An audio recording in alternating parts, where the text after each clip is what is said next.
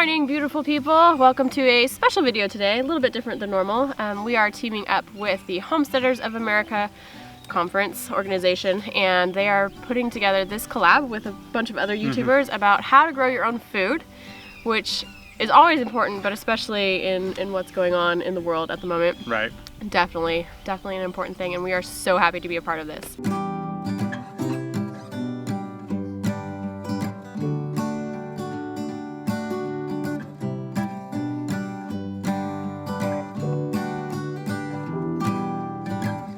For those of you who don't know us, we are Meg. And Ben. We are the Hollar Homestead. Welcome to our little home on the internet. We left suburban California about 2 years ago. And just over 2 years ago. Just over 2 years ago. And our goal was to find land that we could do homesteading and growing our own food. It was really important to us to be able to grow as much of our own food and be as self-sufficient as humanly and communally possible. We've been on this quest for food independence for quite a few years now, and having this little chunk of land, it's definitely feasible. Yeah. We're getting closer. For sure. So we did raise some of our food in suburban California as much as we could. We had about 1/8 of an acre lot, and about half of that was the backyard that we were growing in. The other half was house and front yard. So we did what we could there, and we did have some chickens and some garden, but like I said, we knew we wanted more space and more places to put things because it was getting cramped. It was about as much as we could cram in that little teeny tiny backyard. Yeah.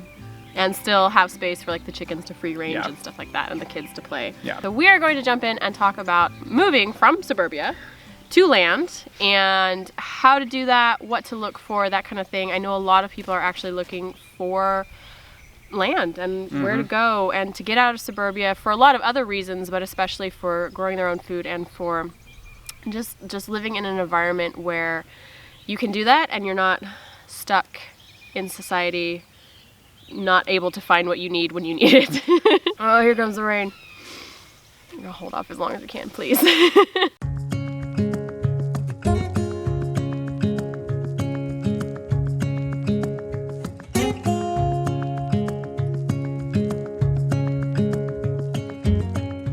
So let's kind of just talk real quick about why it might be important for you to move out of suburbia and find that land. Right. I think the biggest thing for one is obviously space, because in suburbia you're only going to have so much space. In some cases, a lot of neighborhoods have, HOA rules, different HOA, to where you might not be able to grow that garden. You might not be able to get chickens. Right. Where we were at, luckily we were able to get chickens, but couple blocks away we're in city limits and you couldn't have chickens.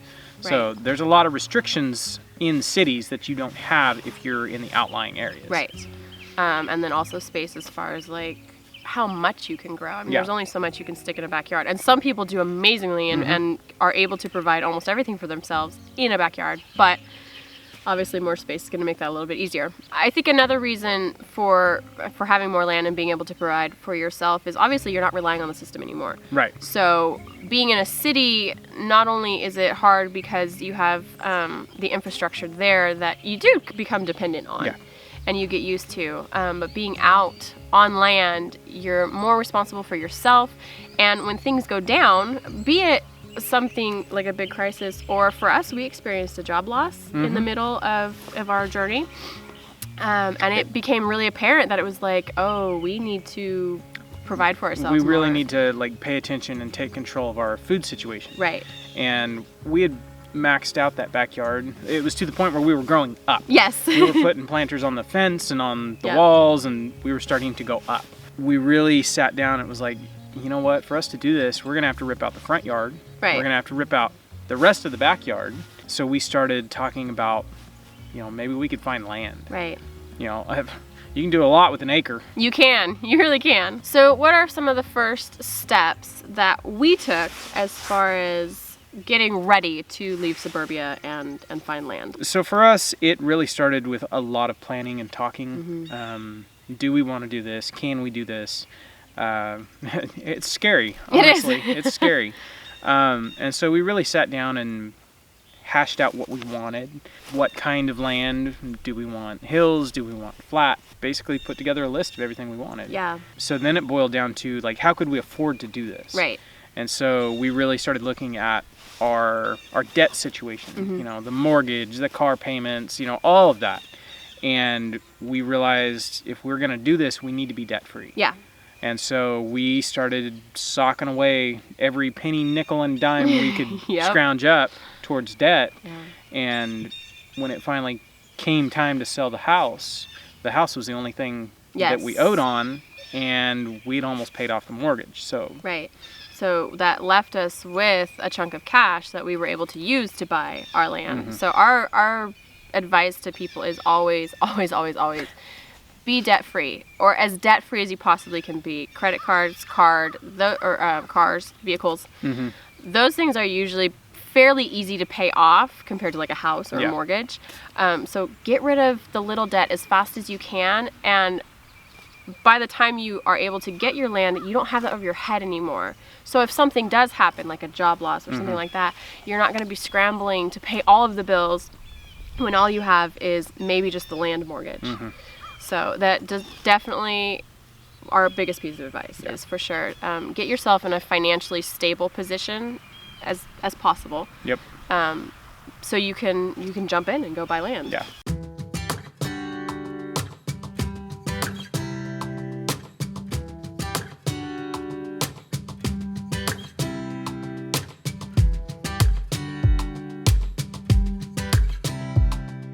So, first step after you're, financially stable and you've got a plan in place, where do you go to find land? We get this question all the time. I don't know how to find land. Where do you go? So we actually did use a realtor, but we were looking outside of those avenues as well. We kind of just put our feelers out everywhere because you never know what you're going to find.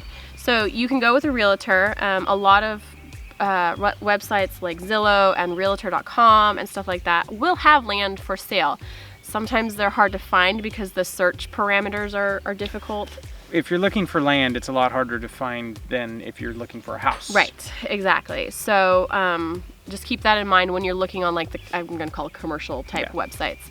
But another great place to look is landwatch.com, Lands of America, and I think they're usually lands of specific state too. Yeah. And they break them down. Those usually have a lot of options, and you can search by acreage and features you're looking for, mountains, flatlands, that kind of thing. You can just do a Google search, honestly, of land in South Dakota. Another option, and we actually looked at quite a few of these, at least online, was tax foreclosures or courthouse foreclosures, that kind of thing. Properties that the taxes from the owner have not been paid on, so they've gone into foreclosure. And they're just sitting vacant. They're just sitting there. And a lot of times, there's nothing on them. It's not a house foreclosure. It's literally land foreclosure. It's, Bob's 5 acres that his mama died and he couldn't pay the taxes on it, and they foreclosed on it. Yep. And now it's county property. And usually with that, there's an auction. So you go to the courthouse on a specific day, you have the auction, and if you're the winning bidder, you're able to pick it up. Usually you need to have cash on hand, or at least a pretty big deposit for it. Yep. So keep that in mind as far as what you're able to pay for at the time. That's another thing we didn't mention as far as financially with your plan. Yep. Are you going to be picking up another mortgage, or are you going to try to pay cash? We were blessed enough to be able to pay cash for this. We don't owe a mortgage on it.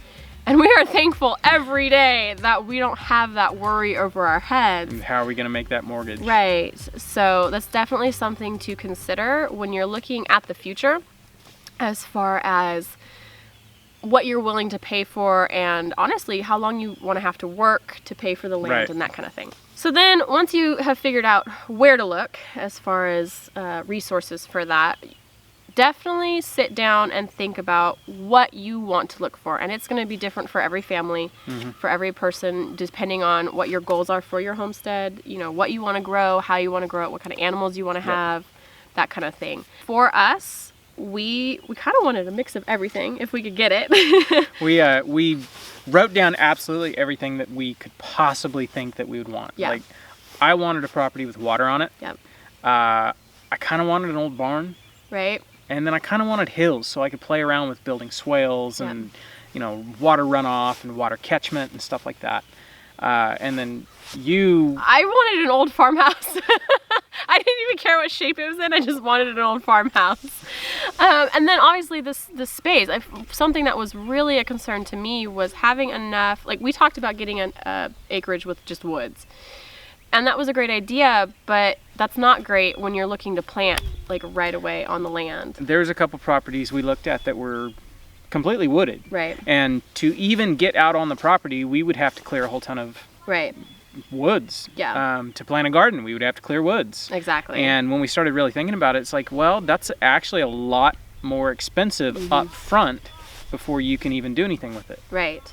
So that's something to consider, is just the basic layout of the land and what's on it and what you're looking to do with it. So here we do have obviously some open pasture area. We have a little bit of woods. We do have the water. That was, we were thankful for that. We do have a creek running through, which is really cool. And we are south facing, which is really awesome. That was a huge thing. Every property that we went to that was north facing, it was like, pass. It's gonna be difficult for us to grow things. Not that it can't be done, but that's also something to consider, is how everything lines out with the sun. It reminds me of when we went and visited, the way the property faced. It was kind of in a valley, and basically all of the open usable space was on the north side slope. Right, so very shady. Very shady. And cold. In the middle of summertime, it would be great. Right. But if you think about it, in wintertime, you're not going to have any sunshine shining down because the sun's going to be too low. Right. So that's something to consider too. And it's good if you find a property that you like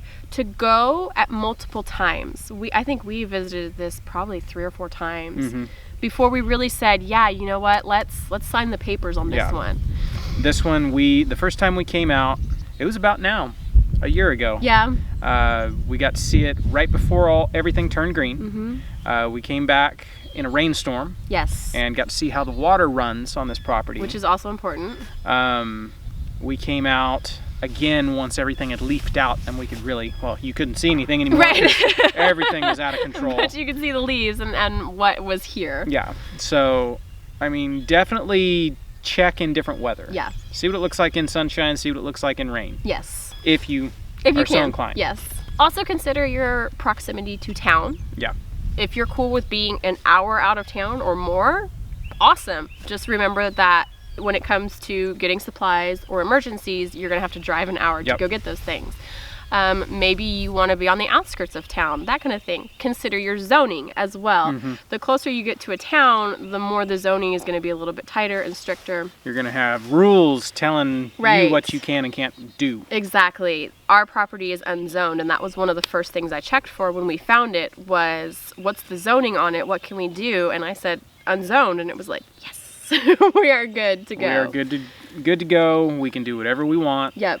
And honestly, that's really what we wanted. Coming from California, right? That was what we wanted. Exactly. And we are close enough to town comfortably for us to where, like, we're redoing the mobile home so you can run in and get supplies when you need to. If anything ever happens, we're close enough to a hospital that it's not going to be a life-threatening thing. Yep. And then lastly, look for what features you want. We talked about the creek and stuff like that, but also consider, like, maybe you do want woods, maybe you're considering running pigs. We have pigs in our woods, that kind of thing. Also, what kind of utilities they might be a deal breaker. Like for us, we were really, really hoping for a functioning well, already dug in place. I didn't even care about electricity, but if there was the well on there, then we had clean water, and without having to dig one. A well and worry about all that.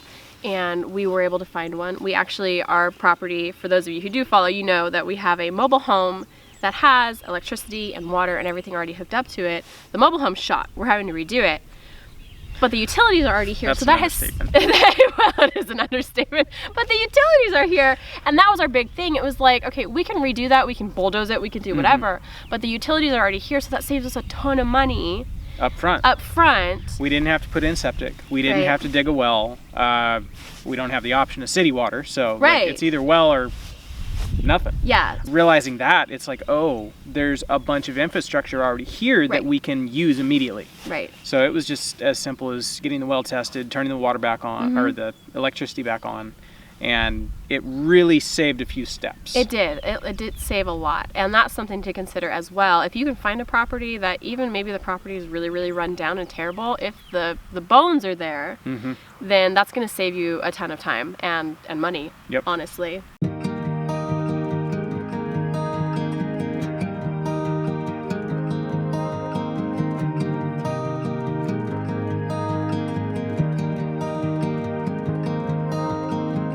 One more thing about the whole process. If you're looking for land, don't rush anything. Yes. Don't stress yourself out. That's the truth. There were a couple properties that we were so desperate because we had been living in the RV. We took a year to travel, and by the point we got here to North Carolina to look for our land, it was like, we just want to get out.